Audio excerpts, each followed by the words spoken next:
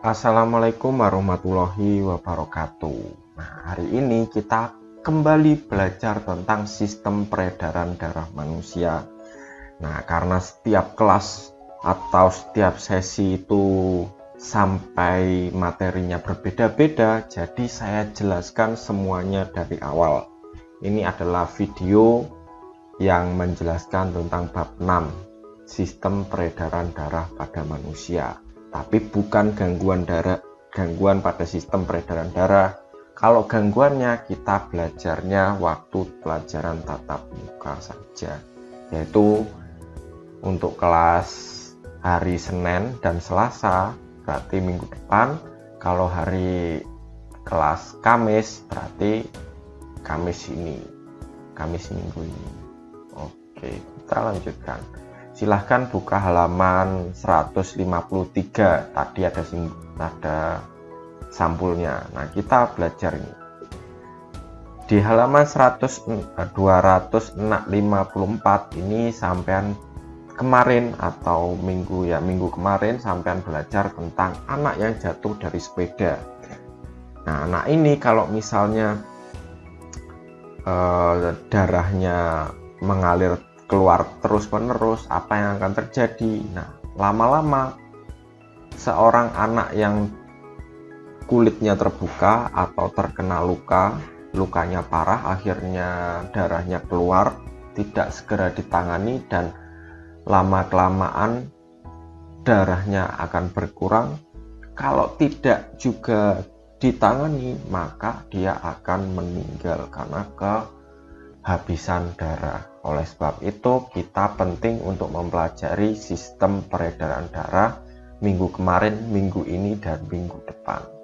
Jadi kita minggu-minggu ini belajar tentang sistem peredaran darah. Nah, fungsi darah ini bisa kalian lihat di sini. Fungsi darah yaitu mengangkut nutrisi. Ini fungsi umumnya saja. Oksigen, hormon, dan senyawa kimia lain ke seluruh sel tubuh, serta mengangkut karbon dioksida dan sisa metabolisme untuk dikeluarkan dari tubuh. Selain itu, darah juga berfungsi untuk menjaga tubuh kita dari serangan penyakit. Proses ini berlangsung terus-menerus selama kehidupan manusia. Nah, untuk melakukan fungsi tersebut melibatkan berbagai organ yang ada di tubuh sampean atau berbagai organ di tubuh manusia. Apa saja kita akan pelajari minggu kemarin dan minggu ini, kita ulangi sekilas secara cepat saja. Nah, apa yang akan kita pelajari? Yang pertama yaitu darah, kemudian jantung dan pembuluh darahnya. Istilah-istilah penting ini: eritrosit atau sel darah merah, leukosit atau sel darah putih, trombosit atau keping darah, plasma darah ini berhubungan dengan cairan yang ada di dalam darah, hemoglobin berkaitan dengan zat yang terkandung dalam sel darah merah, atrium, ventricle, nah itu ada di dalam jantung, yaitu bagian-bagiannya. Nanti kita belajar. Arteri itu nadi, vena itu adalah pembuluh baliknya. Yang pertama kita pelajari yaitu darah. Silahkan kalian buka halaman 255. Oke, kita mulai. Nah, di sini minggu kemarin sampean saya suruh melihat atau mengamati gambar panahnya. Nah, di sini ada orang yang sedang mentransfusi darahnya. Jadi dia entah dites atau dia donor, yang penting dia itu disedot darahnya. Nah, ketika disedot dia ditaruh di tabung reaksi. Nah, habis ditabung reaksi dia diputer. Namanya alatnya sentrifugator. Terus habis diputer akan menghasilkan zat yang ini, yaitu terpisah antara yang namanya elemen seluler atau sel darahnya dengan plasma darahnya. Oke, kita belajar minggu kemarin yaitu plasma darah. Plasma darah terdiri dari banyak komponen, yaitu air, garam-garam, protein plasma, senyawa dan yang ditransportasikan darahnya ada banyak. Air terdiri dari pelarut yang membawa zat yang lainnya, garam-garaman, ada kalium, natrium, kalsium, magnesium, klorida, bikarbonat, dan lain sebagainya yang fungsinya ini ada di sebelahnya. Selanjutnya protein plasma, ada albumin, fibrinogen, imunoglobin, dan lain sebagainya. Terus ini nutrisi-nutrisi yang ditransportasikan dalam darah, misalnya glukosa, asam lemak, vitamin, produksi sisa metabolisme, gas-gas respirasi. Nah, ini bisa Saman baca sendiri. Selanjutnya elemen seluler. Nah, tadi elemen plasma ini ada terdiri dari benda mati. Jadi ada cairan-cairan dan terdapat larutan yang terlarut di dalamnya. Tidak ada makhluk hidup di plasma darah. Jadi hanya air dan larutan. Sedangkan elemen seluler ini terdapat makhluk hidupnya, yaitu yang pertama sel darah merah atau disingkat sebagai eritrosit. Nah, ini bentuknya. Jumlahnya juga 5-6 juta. Inilah kenapa kalau sel darah sampean berwarna merah, karena sel darah merahnya jumlahnya sangat banyak melebihi sel darah yang lainnya.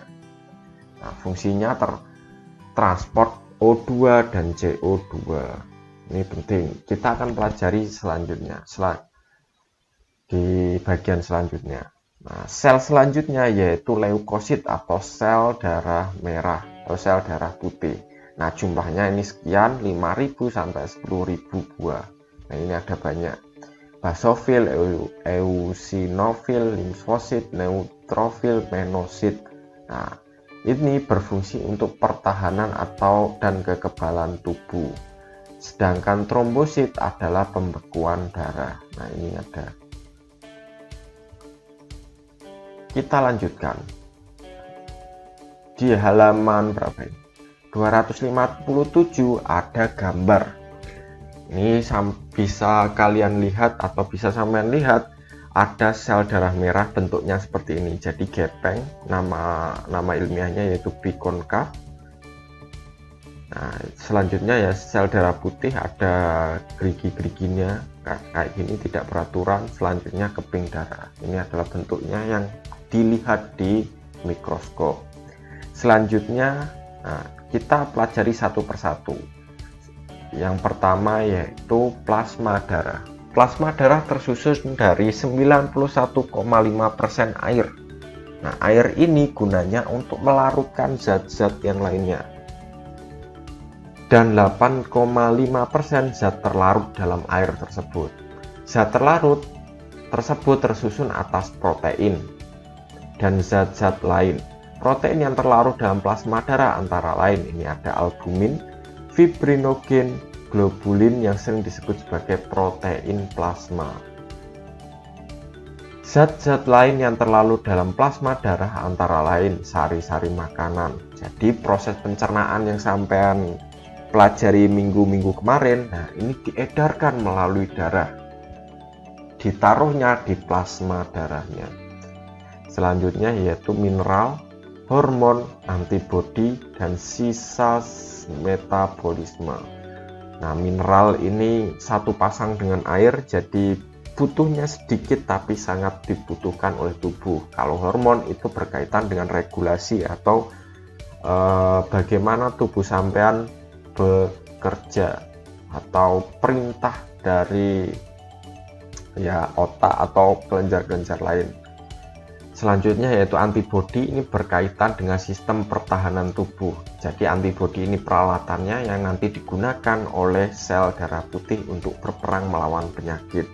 Sedangkan sisa zat metabolisme itu sampah-sampah yang ada di darahnya sampean. Sampah-sampah ini akan disaring di ginjal, jadi berhubungan erat dengan ginjal. Ginjal dan darah itu berhubungan erat.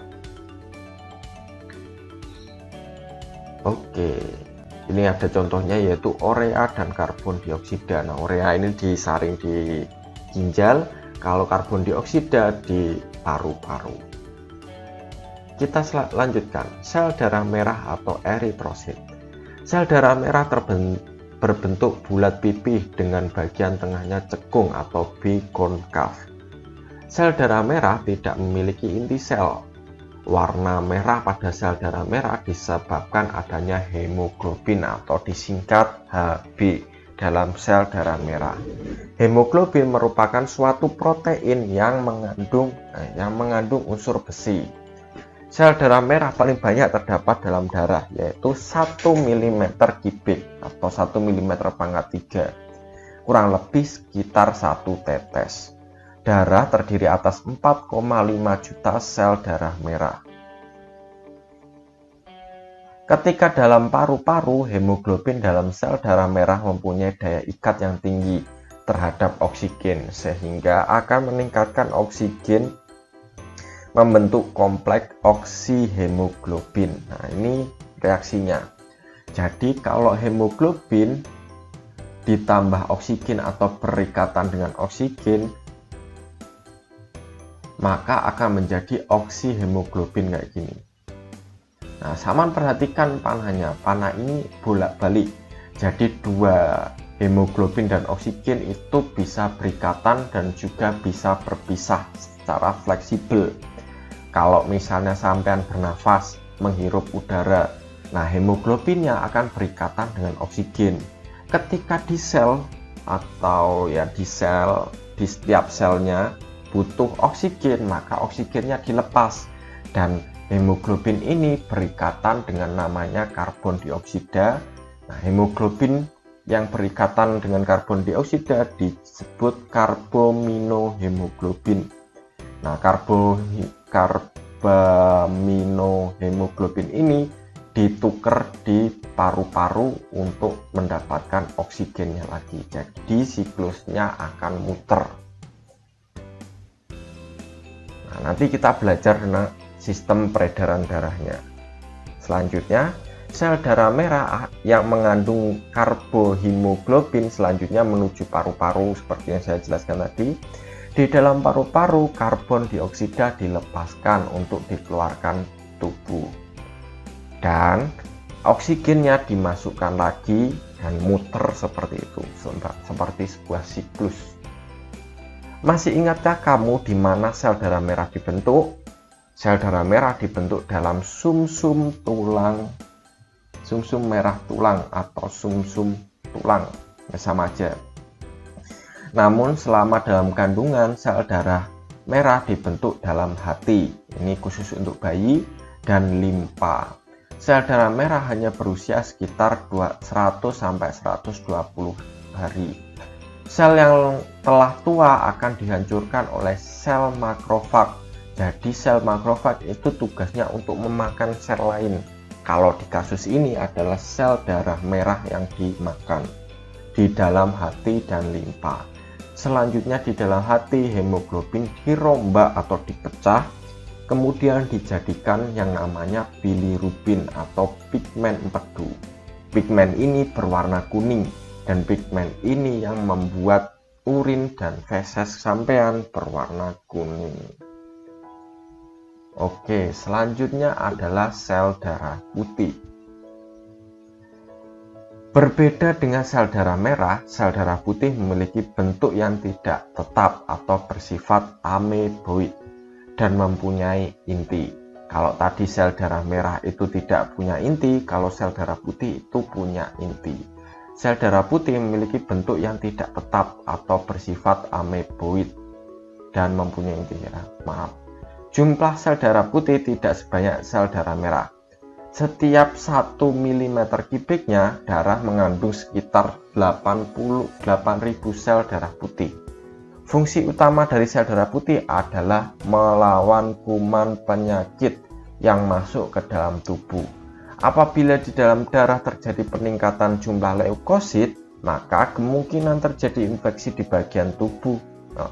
Apabila di bagian darah terjadi peningkatan jumlah leukosit, maka kemungkinan di bagian tersebut terjadi infeksi di bagian tubuh.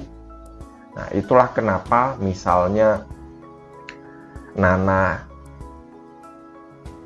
ingus, dan riak itu ada di bagian tertentu. Jadi di situ terdapat penyakit yang harus dibunuh. Sedangkan nanah dan kawan-kawannya tadi itu adalah sel darah putih yang kalah perang. mereka kalah perang terus membawa penyakitnya keluar tubuh. Jadi kalau misalnya sampean nggak nyaman dengan ingus dan lain sebagainya, sampean akan sampean seharusnya atau sebaiknya dikeluarkan saja. Itu adalah penyakit, tapi jauh dari orang lain biar penyakitnya tidak menular. Apabila di dalam darah terjadi peningkatan jumlah ini tadi, jika jumlah leukosit sampai di bawah 6.000 sel per 1 mm kubik, darah tersebut sebagai kondisi leukopenia. Jadi ini ada kondisi, nanti kita pelajari lebih lanjut. Jika jumlah leukosit melebihi normal di atas 9.000 sel per 1 mm kubik disebut leukositosis. Berdasarkan adanya tidak butir-butir kasar atau granula dalam sitoplasma leukosit dapat dibedakan menjadi ini. Ada beberapa, ada 5 jenis leukosit yang dapat dibedakan dari granulanya atau dari pinggir-pinggirnya itu, dari sisi luarnya, dan itu memiliki karakteristik yang berbeda-beda. Sampean bisa baca sendiri di halaman 259. Oke, selanjutnya, kalau leukosit tadi berperan sebagai anti penyakit atau tentaranya sampean melawan penyakit, nah kalau keping darah itu kita pelajari ini. Bentuk trombosit beraneka ragam, yaitu bulat, bisa juga oval dan memanjang. Trombosit tidak berinti dan bergranula. Jumlah sel pada orang dewasa sekitar 200.000 sampai 500.000 sel per 1 mm kubik darah. Umur dari keping darah cukup singkat, yaitu 5 sampai 9 hari. Keping darah sangat berhubungan dengan proses pengeringan luka atau pembekuan darah sama saja. Sehingga tidak heran jika ada yang menyebut keping darah dengan sel darah pembeku. Nah, pernahkah kamu berpikir bagaimana proses pembekuan darah terjadi? Nah, ini adalah skema proses pembekuan darah. Kita baca lanjutkan dulu. Sesaat setelah bagian tubuh terluka, trombosit akan pecah karena terkena oksigen. Karena sentuhan dengan permukaan kasar dari permukaan darah yang luka juga bisa. Di dalam trombosit terdapat enzim trombokinase dan tromboplastin. Enzim tromboplastin akan mengubah protombin atau calon trombin menjadi trombin karena pengaruh ion kalsium dan vitamin K. Kalau sampean minum kalsium dan vitamin K itu sangat berhubungan dengan proses pembekuan darah. Kalau sampean kekurangan vitamin K misalnya, darah sampean nggak akan mudah membeku, jadi sampean mudah pendarahan. Semakin banyak sampean pendarahan, semakin habis darah sampean, maka potensi berbahayanya akan semakin meningkat. Oke, kita lanjutkan. Jadi vitamin K tetap penting. Dalam trombosit akan mengubah fibrinogen atau protein darah menjadi benang-benang fibrin. Benang-benang fibrin ini akan menjadi sel-sel darah, menjaring sel-sel darah sehingga luka tertutup dan darah tidak menetes lagi. Agar kamu dapat dengan mudah memahami proses pembekuan darah, perhatikan gambar ini. Nah, ini adalah skema yang lebih kompleks dari proses pembekuan darah. Ini jadi pembuluh darahnya pecah, terus trombositnya keluar, terus trombositnya pecah, terus akhirnya menjadi ini, simpelnya kayak gitu. Jadi membentuk serabut-serabut ini semakin lama semakin banyak dan lama-kelamaan akan membeku atau menjadi borok. Nah, itu tadi kisah dari trombosit. Kita lanjutkan. Nah, ini ada hubungannya dengan golongan darah. Jadi golongan darah dibagi menjadi A, B, AB, dan O. Nah, ini berkaitan dengan antigen dan antibodi yang dimiliki.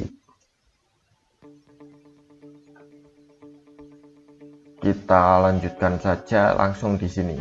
Nah, dampaknya apa? Dampaknya ini, kalau misalnya ada butuh pendonor darah, golongan darah penerimanya yaitu O, maka PMI atau Palang Merah Indonesia yang menyetok darah itu pertama-tama yang dipilihkan harus O. Kalau A itu bisa A dan pilihan keduanya O. Terus dari pilihan pertama, kalau B pilihan pertamanya yaitu B, kalau nggak ada B yaitu O. Kalau penerimanya AB, pilihan pertamanya yaitu AB, pilihan keduanya A atau B, dan pilihan ketiganya adalah O. Dari tabel ini sampean bisa lihat kalau misalnya O itu bisa ditransfusikan ke semua golongan darah.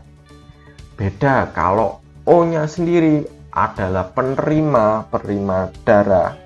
Nah, O ini harus ditransfusi oleh golongan darah O itu sendiri. Beda sama dengan AB.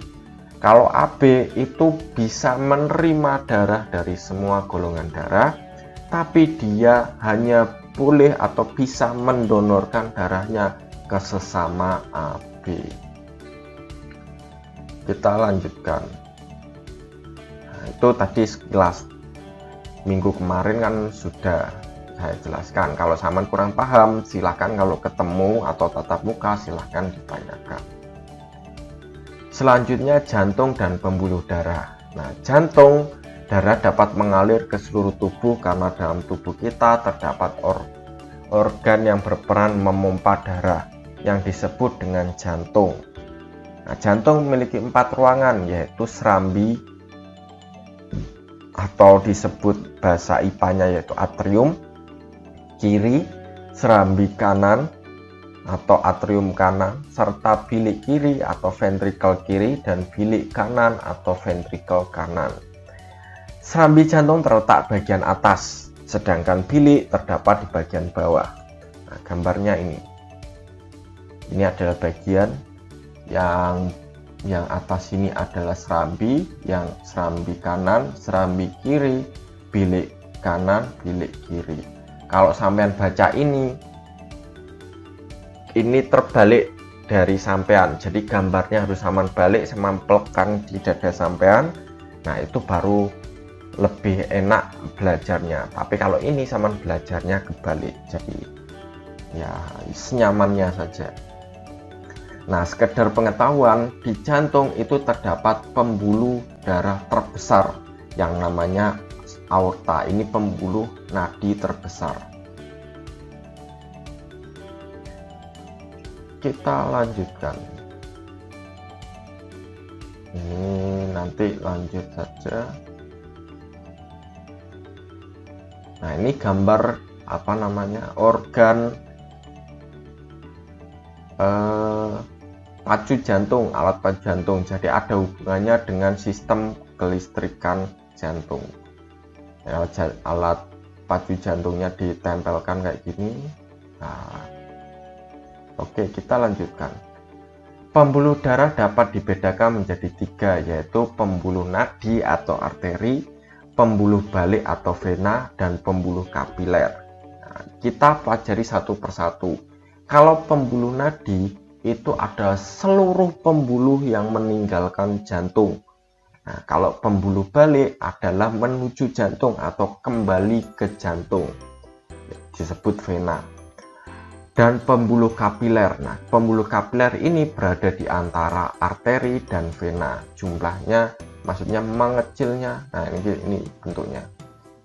Jadi yang disebut arteri itu meninggalkan jantung. Nah, terus menuju ke kapiler. Kapiler ini akan mensuplai darah ke setiap selnya sampean. Nah, ini gambarnya. Jadi sel-sel darah dan ini kapilernya. Nah, sel-sel darah ini pipa sangat kecil. Ini bisa bersandingan dengan sel darah atau dengan setiap selnya sampean, terus berganti-ganti kayak gitu. Yang bertukar itu adalah oksigen dan karbon dioksidanya. Jadi darahnya tetap di dalam pembuluh darah. Terus habis itu dia kembali lagi ke yang namanya pembuluh vena dan kembali ke jantung. Oke. Nah, ini ada tabel perbedaannya. Kalau pembuluh nadi itu tersembunyi di dalam tubuh. Kalau pembuluh balik dekat dengan permukaan tubuh, tampak kebiru-biruan. Sedangkan kalau dinding pembuluh darahnya ini, kalau pembuluh arteri tebal, kuat, dan elastis. Kalau pembuluh balik tipis dan tidak elastis. Aliran darahnya ini bisa meninggalkan jantung. Jadi pembuluh nadi atau arteri itu seluruh pembuluh darah yang meninggalkan jantung. Kalau pembuluh balik itu kebalikannya, yaitu menuju jantung. Denyutnya itu terasa, kalau pembuluh balik tidak terasa. Katupnya itu satu pada pangkal jantung. Kalau pembuluh balik itu terdapat di sepanjang pembuluh. Kalau katup itu kayak ruas-ruas, jadi ada bisa menutup membuka. Bayangkan kayak bambu kan lurus dan ada sekat-sekatnya. Kalau katup itu bisa membuka dan menutup. Sekat-sekat di bambu itu bisa membuka dan menutup kalau kita bayangkan dalam pembuluh darah. Nah, kalau terputus darah yang keluar, darahnya memancar. Kalau pembuluh balik tidak memancar. Nah, kita lanjutkan. Ini adalah sistem peredaran darah pada manusia. Peredaran darah manusia termasuk peredaran darah tertutup karena darah selalu beredar di dalam pembuluh darah. Yang berganti itu hanya oksigen, nutrisi, dan lain sebagainya. Darahnya tetap di jalurnya. Nah, kalau misalnya saya membayangkan truknya nggak mungkin keluar dari jalanan. Yang keluar dari jalanan adalah muatannya, yaitu barang-barangnya itu keluar dari jalanan. Nah, bayangkan seperti itu aja. Setiap beredar dalam darah melewati jantung 2 kali sehingga disebut peredaran darah ganda. Pada peredaran darah ganda tersebut dikenal dengan peredaran darah kecil dan peredaran darah besar. Peredaran darah kecil merupakan peredaran darah dari sini, dari paru-paru, dari jantung, ini dari jantung nomor 1 ini, terus ke paru-paru di sini, dari paru-paru kembali lagi ke jantung. Nah, ini adalah peredaran darah kecil. Sedangkan peredaran darah besar itu dari jantung ke seluruh tubuh, ini bagian ini dari jantung ke seluruh tubuh. Nah, kembali lagi ke jantung. Nah, peredaran darahnya kita urutkan, misalnya dari paru-paru dulu. Ini bebas, sampean dari seluruh tubuh dulu atau dari paru-paru dulu, bebas. Intinya kayak gini. Misalnya dari paru-paru. Jadi darah dari kayak darah yang udara yang sampean masukkan mengandung banyak ke paru-paru, mengandung banyak oksigen. Nah, di dalam paru-paru ditukar. Jadi oksigennya, karbon dioksida yang diangkut oleh darah ditukar dengan oksigen yang baru sampai hirup. Nah, darah yang mengandung oksigen dimasukkan ke dalam jantung menggunakan yang namanya arteri pulmonalis karena ada hubungannya dengan paru-paru. Nah, vena pulmonalis. Nah, vena pulmonalis ini mengandung banyak sekali oksigen. Nah, karena mengandung banyak oksigen, dia masuk ke serambi kiri. Serambi kiri terus mengalir ke bilik kiri ke seluruh tubuh. Nah, habis dari seluruh tubuh, oksigennya dimanfaatkan oleh setiap selnya. Setelah oksigennya dimanfaatkan, maka sel-sel di tubuh sampean akan memproduksi yang namanya karbon dioksida. Karbon dioksida ini diserahkan lagi ke darah dan darahnya akan mengalir menuju jantung lagi, lebih tepatnya ke serambi kanan. Habis serambi kanan dia ke bilik kanan, dari bilik kanan ke paru-paru dan ditukar dengan oksigen lagi. Tadi habis dari sel-sel, setiap sel dia ditukar dengan karbon dioksida, masuk ke paru-paru, masuk ke jantung, terus ke paru-paru, karbon dioksidanya ditukar dengan oksigen yang baru dihirup. Nah, itu adalah sistem peredaran darah yang ada di tubuh manusia. Oke, sampai di sini dulu. Minggu depan kita belajar selanjutnya. Kalau ada yang pertanyaan, sampean tanyakan melalui WhatsApp. Oke, sekian. Assalamualaikum warahmatullahi wabarakatuh.